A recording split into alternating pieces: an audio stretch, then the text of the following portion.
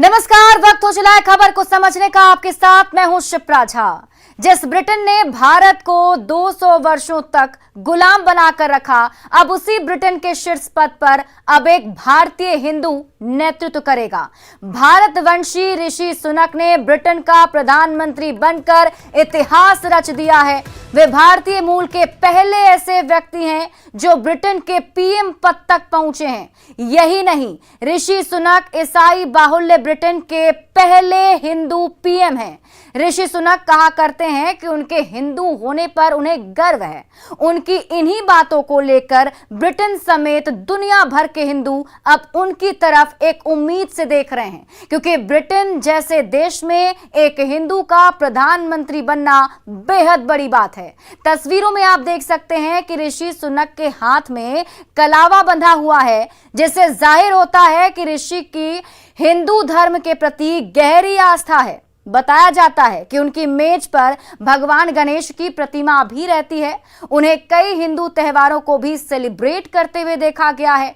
2015 में संसद में भगवत गीता पर हाथ रखकर यॉर्कशायर के सांसद के रूप में शपथ ली थी।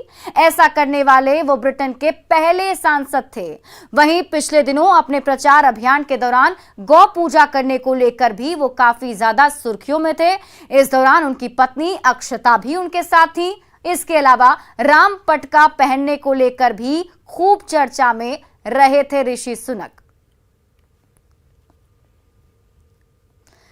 तो ये तस्वीर आप देख रहे हैं, जब वो संबोधन कर रहे थे उस वक्त उनके हाथ में ये जो लाल कलर का धागा को आप देख रहे हैं, ये कलावा है और इस कलावा का हिंदू धर्म में काफी ज्यादा महत्व है। ब्रिटेन के 97वें प्रधानमंत्री बने हैं ऋषि सुनक और उन्होंने ये इतिहास रचा है और हिंदू धर्म में उनकी गहरी आस्था रही है। जैसा कि हमने आपको बताया कि ये भी जानकारी है कि उनकी जो मेज है उस पर गणेश की प्रतिमा हमेशा लगी रहती है और देखिए उनके हाथ में वो कलावा।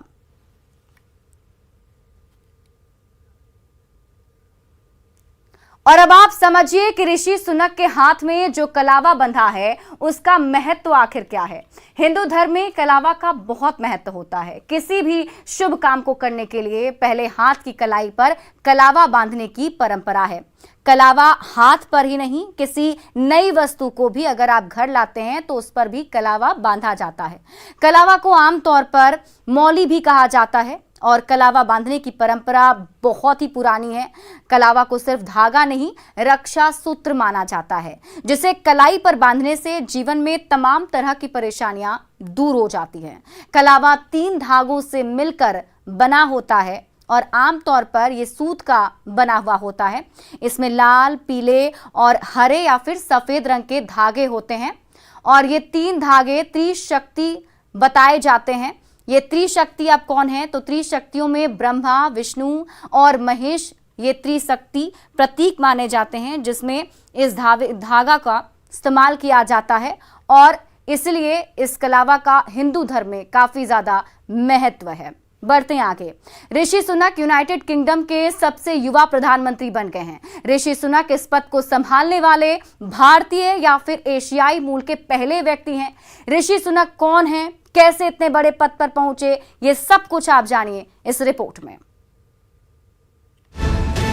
ऋषि सुनक ने रचा इतिहास। भारतीय मूल के पहले ब्रिटिश प्रधानमंत्री बने। 42 साल के भारतवंशी ऋषि सुनक अब ब्रिटेन के नए प्रधानमंत्री हैं। ऋषि सुनक ने मंगलवार को उस समय इतिहास रच दिया जब उन्हें महाराजा चार्ल्स तृतीय ने भारतीय मूल का पहला ब्रिटिश प्रधानमंत्री नियुक्त किया। 42 साल के सुनक हिंदू हैं और वो पिछले 210 साल में ब्रिटेन के सबसे कम उम्र के प्रधानमंत्री हैं। परंपरा के मुताबिक सुनक पर्सनल कार से बकिंघम पैलेस पहुंचे थे। बकिंघम पैलेस से ऋषि प्राइम मिनिस्टर की ऑफिशियल कार से ऑफिशियल रेसिडेंस 10 डाउनिंग स्ट्रीट पहुंचे। यहाँ उन्होंने बतौर प्रधानमंत्री देश के नाम पहला संबोधन दिया। इस दौरान उन्होंने कहा, देश इस वक्त मुश्किल में है। पूर्व पीएम लिज ट्रस से कुछ गलतियां हुई हैं, वो अब इन्हें सुधारेंगे। just been to Buckingham Palace and accepted His Majesty the King's invitation to form a government in his name. It is only right to explain why I am standing here as your new Prime Minister. Britain में पहली बार किसी भारतीय मूल के नागरिक ने प्रधानमंत्री बनकर नया इतिहास रच दिया है। एक नजर डालते हैं कि कौन है ऋषि सुनक। ब्रिटेन के प्रधानमंत्री बनने वाले पहले भारतवंशी हैं। पिछले 200 सालों में सबसे युवा प्राइम मिनिस्टर हैं। ब्रिटेन के पहले गैर श्वेत प्रधानमंत्री हैं। प्रारंभिक शिक्षा विंचेस्टर कॉलेज, हैम्पशायर, इंग्लैंड से पूरी की। ऑक्सफोर्ड में फिलॉसफी, राजनीति और अर्थशास्त्र की पढ़ाई की। ऋषि सुनक साल 2015 में पहली बार यूके की संसद में पहुंचे थे। ऋषि सुनक को भगवत गीता में विश्वास है। ऋषि सुनक ने एक बार कहा था कि भगवत गीता अक्सर उन्हें तनावपूर्ण स्थितियों के दौरान बचाती है। ऋषि सुनक ने गीता में ली थी ब्रिटिश सांसद की शपथ। ऋषि सुनक हर रविवार मंदिर भी जाते हैं। ऋषि की शादी इन्फोसिस के को-फाउंडर नारायण मूर्ति की बेटी अक्षता से हुई है। जाहिर है भारतवंशी ऋषि सुनक अब ब्रिटेन के प्राइम मिनिस्टर हैं। गीता पर हाथ रखकर शपथ लेने वाले ऋषि सुनक के दिल में भारत बसता है। वो ब्रिटेन जिसने भारत को 200 साल तक गुलाम रखा, अब उस ब्रिटेन को एक भारतवंशी चलाएगा। Bureau report, news 18 network. और अब हम आपको सुनक से जुड़ी दिलचस्प 10 ऐसी पॉइंट्स बताते हैं जिससे जाहिर होता है कि ऋषि सुनक का भारत और भारतीय संस्कृति से गहरा संबंध है।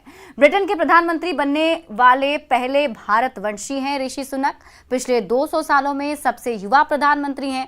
ब्रिटेन के पहले गैर श्वेत प्रधानमंत्री हैं। ऋषि सुनक ने संसद में भगवत गीता पर यॉर्कशायर से सांसद के रूप में शपथ ली थी। ऐसा करने वाले वो ब्रिटेन के पहले सांसद थे। उनके माता पिता दोनों ही भारतीय मूल के हैं। सुनक के पिता यशवीर सुनक राष्ट्रीय स्वास्थ्य सेवा के सामान्य चिकित्सक थे और मां उषा सुनक एक केमिस्ट की दुकान चलाती थीं।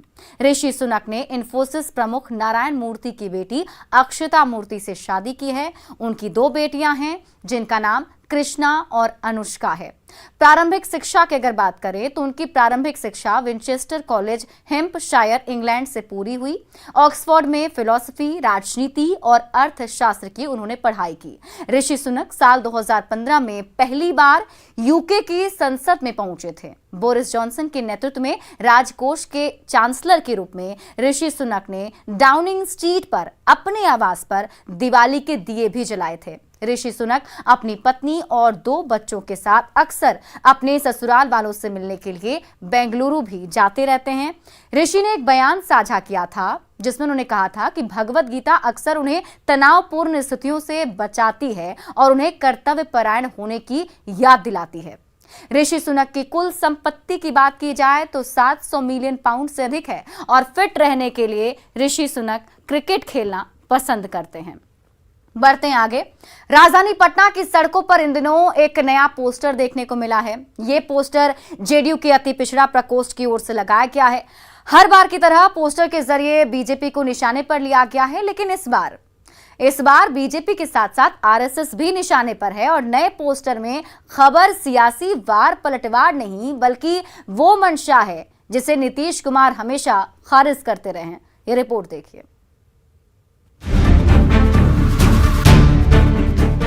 त्योहारी सीजन में बिहार की सियासत के तेवर चढ़े हुए हैं। पटना की सड़कों पर लगे जेडीयू अति पिछड़ा प्रकोष्ठ की तरफ से लगाए गए इस पोस्टर ने एक बार फिर सियासत का पारा चढ़ा दिया है।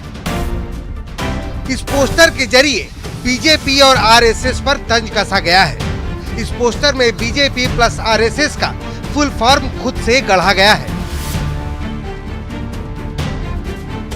और देश को बचाने की अपील की गई है। लेकिन इस पोस्टर पॉलिटिक्स का जो सबसे खास मकसद है वो आपको सबसे नीचे की लाइन में दिख जाएगा। जनता बेहाल, दिमाग खुशहाल, दिमाग भगाओ, नीतीश जी को पीएम बनाओ। तो नीतीश कुमार को पीएम बनाने के लिए ये पोस्टर लगाया गया है और साफ तौर पे देख सकते हैं इसमें लिखा ही है कि जनता बेहाल, दिमाग खुशहाल, दिमाग भगाओ, नीतीश जी को पीएम बनाओ। जेडीयू के इस पोस्टर पर अब पॉलिटिक्स चरम पर है। फिलहाल जेडीयू ने इस पोस्टर से पल्ला झाड़ लिया है, जबकि आरजेडी पोस्टर को जायज बता रहा है, जबकि बीजेपी हमलावर है। हमारे नेता आदरणीय नीतीश कुमार जी ने कई बार इस बात को कहा है कि प्रधानमंत्री पद के उम्मीदवार बनने में उनकी कोई रुचि नहीं है। उनकी भूमिका देश के स्तर पर विपक्ष के दलों को एकजुट करने में है। अब किसी ने पोस्टर लगाया है तो यह पार्टी का आधिकारिक पोस्टर नहीं है, इस पर कोई विशेष टिप्पणी नहीं हो सकती है। सांकेतिक रूप से जेडीयू के प्रकोष्ठ के नेताओं ने लगाया है। बात तो सही कह रहे हैं कि पूरे सरकारी संपत्तियों को जिस तरह से मोदी जी की सरकार बेच रही है, अब तो देशे बेचना बाकी रह गया है। जो इस तरह का पोस्टर लगाया है पटना के सड़कों पर, वो अपना सत्ता लोलुपता का सर्टिफिकेट लगाया है कि मैं सत्ता लोलुपता में जिसके बल पे, जिस पार्टी के बल पे, भारतीय जनता पार्टी के बल पे 17 साल मुख्यमंत्री बना रहा, वो आज इस तरह का भाषा बोल रही है। सवाल है कि हर बार नीतीश पीएम उम्मीदवारी को खारिज करते हैं, लेकिन बार बार जेडीयू के पोस्टर पर पीएम बनने की चाहत जाहिर क्यों की जाती है। पटना से न्यूज़ 18 के लिए अमित कुमार की रिपोर्ट। और बिहार में बाजार समिति को फिर से चालू कराने के मुद्दे पर पूर्व कृषि मंत्री सुधाकर सिंह को भारतीय किसान यूनियन के प्रवक्ता राकेश टिकैत का साथ मिला है। राकेश टिकैत ने मुख्यमंत्री नीतीश कुमार को पत्र लिखा है और 2005 से बंद पड़े बाजार समिति को फिर से चालू कराने की मांग की है। राकेश टिकैत का कहना है कि बिहार में बाजार समिति बंद होने की वजह से किसानों को भारी नुकसान हो रहा है, उन्हें अपनी फसलों का उचित मूल्य नहीं मिल पाता है। बिहार की जनता के लिए जो चिट्ठी वहां पर लिखी मुख्यमंत्री जी को, वो उनको मिल गई और मुख्यमंत्री नीतीश कुमार ने ये कहा है कि हम जो बाजार समिति है उस पर हम विचार करेंगे। बिहार में 2005 से बाजार समिति बंद है, जो मंडी सिस्टम है वहां पे। अब उन्होंने दोबारा उस पर कहा कि हम उसको खोलने पे बातचीत करेंगे, उसकी शुरुआत करेंगे, उस पर चर्चा करेंगे। लोक आस्था के महापर्व छठ को लेकर ट्रेनों में भीड़ काफी बढ़ गई है। खासकर बिहार आ रही ट्रेनों में पैर रखने तक की जगह नहीं बची है, जिसकी खबर न्यूज़ 18 पर दिखाए जाने के बाद सीएम नीतीश कुमार ने संज्ञान लिया और रेलवे के अधिकारियों से बिहार के लिए विशेष ट्रेन चलाने की मांग की है।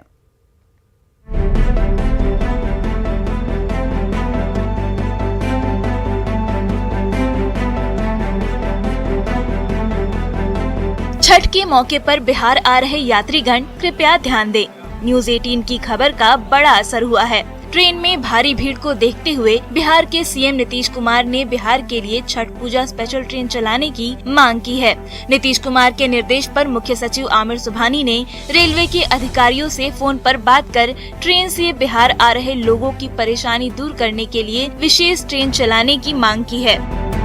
क्योंकि कोरोना खत्म होने के बाद पहली बार छठ का पर्व इस धूमधाम से मनाने की तैयारी हो रही है, जिसमें बड़ी संख्या में लोग भाग ले सकते हैं, तो उन्हें कोई समस्या न हो, इसे देखते हुए उन्होंने विशेष आग्रह किया है। जिसके बाद अब रेलवे के अधिकारियों पर निर्भर करता है कि बिहार सरकार ने जो आग्रह किया है विशेष ट्रेन चलाने का, स्पेशल ट्रेन चलाने का, उसके बाद उनका रुख क्या रहता है। लेकिन इतना तो तय है कि न्यूज़ 18 लगातार इस खबर को प्रमुखता से दिखा रही थी कि जो ट्रेन के सहारे पटना पहुंच रहे थे, उन्हें काफ़ी समस्या का सामना करना पड़ रहा है। तो वैसे लोगों की समस्या को मुख्यमंत्री ने भी गंभीरता से लिया है, न्यूज़ 18 खबर को गंभीरता से लिया है और उसके बाद उन्होंने मुख्य सचिव को निर्देश दिया, जिसके बाद मुख्य सचिव ने रेलवे के वरीय अधिकारियों से बातचीत की और उनसे स्पेशल ट्रेन छठ पर्व को देखते हुए चलाने का आग्रह किया है। ट्रेन में भेड़ बकरियों की तरह ठूंस कर बिहार आ रहे यात्रियों की परेशानी पर न्यूज़ 18 ने खबर को प्रमुखता से दिखाया और मंगलवार की सुबह मुख्यमंत्री नीतीश कुमार से न्यूज़ 18 ने बिहार आ रहे लोगों के लिए विशेष ट्रेन की मांग को लेकर सवाल भी किया था, जिस पर उन्होंने रेलवे के अधिकारियों से बात करने का भरोसा दिलाया था। बिहार के लिए विशेष ट्रेन की मांग पर वित्त मंत्री विजय चौधरी ने भी कहा है कि लोग मुफ्त में यात्रा नहीं करते हैं। बिहार के लोग अगर विशेष ट्रेन की मांग कर रहे हैं तो कोई फ्री राइड के लिए नहीं मांग रहे हैं, सब लोग टिकट कटा के आते हैं। और अगर लोग टिकट कटा के यात्रा करने के लिए तैयार हैं तो ये रेलवे की जिम्मेदारी बनती है कि वो विशेष ट्रेन का प्रबंध करे। कोई मुफ्त में यात्रा करने के लिए वैसे ही मतलब सवारी ढोने के लिए तो कोई नहीं कह रहा है। रोजी रोटी के लिए बिहार की आबादी का एक बड़ा हिस्सा बिहार से बाहर दूसरे राज्यों में रहता है, जो लोक आस्था के महापर्व छठ में अपने घर जरूर आना चाहता है और इसके लिए लोग हर परेशानी उठाने के लिए तैयार रहते हैं। और यही वजह है कि दिवाली और छठ के मौके पर देश भर से बिहार आने वाली ट्रेनों में लोगों की भीड़ कई गुना बढ़ जाती है। न्यूज़ 18 के लिए पटना से आनंद अमृतराज के साथ शैलेंद्र की रिपोर्ट। पूर्वी सिंहभूम के चाकुलिया शहर में अचानक जंगल से भटका गजराज आ धमका तो गजराज को नजदीक से देखने और उसके साथ सेल्फी लेने के लिए ग्रामीणों की भीड़ उमड़ पड़ी।